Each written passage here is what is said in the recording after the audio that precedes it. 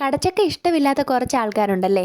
അങ്ങനെയുള്ളവർക്ക് കടച്ചക്ക ഈ രീതിയിലൊന്ന് തോരൻ വെച്ച് കൊടുത്തു നോക്കിയേ, ഉറപ്പായിട്ടും ഇഷ്ടപ്പെടും. നമുക്കെന്നാലേ തോരൻ വെക്കുന്ന പണിയിലേക്ക് കടക്കാം. കടച്ചക്ക ചെത്തുന്നതിന് മുന്നേ കയ്യിൽ കുറച്ച് എണ്ണ തേച്ചോ കേട്ടോ.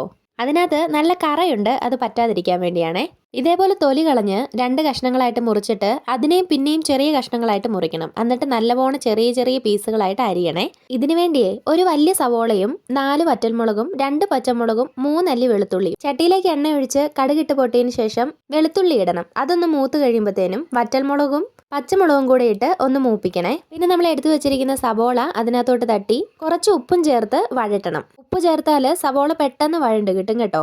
ഒരുപാട് സവോള വഴലണ്ട. ദേ ഈ പരുവാകുമ്പോഴത്തേനും നമ്മുടെ കടച്ചക്ക അതിനകത്തോട്ട് തട്ടി മഞ്ഞപ്പൊടിയും ചേർത്ത് ഒരു 1/2 ഗ്ലാസ് വെള്ളം, ഇത് വേകാൻ വേണ്ടി മാത്രമേ, അതുകൂടെ ഒഴിച്ച് അങ്ങ് അടച്ചു വെച്ച് വേവിച്ചേരെ. ഇതിനു വേണ്ടി ഒരു അരപ്പും കൂടെ തയ്യാറാക്കണം. 2 പിടി തേങ്ങായും കുറച്ച് കറിവേപ്പില, ഒരു കുറച്ച് മഞ്ഞപ്പൊടി, ഇത്രയും ചേർത്താൽ മതി. വെളുത്തുള്ളിയും കുഞ്ഞുള്ളിയൊക്കെ അതിനകത്ത് ചേർത്തിട്ടുള്ളത് കൊണ്ട് ഈ അരപ്പിന്റെ കൂട്ടത്തിൽ വേണ്ട കേട്ടോ. ഇത് ഈ പരുവത്തിലൊന്ന് ക്രഷ് ചെയ്തെടുക്കണേ.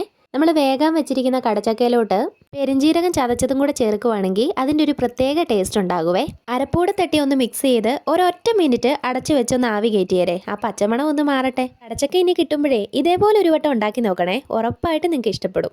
ഒരു കാര്യം മറന്നു, ചാനൽ സബ്സ്ക്രൈബ് ചെയ്യാൻ മറക്കല്ലേ.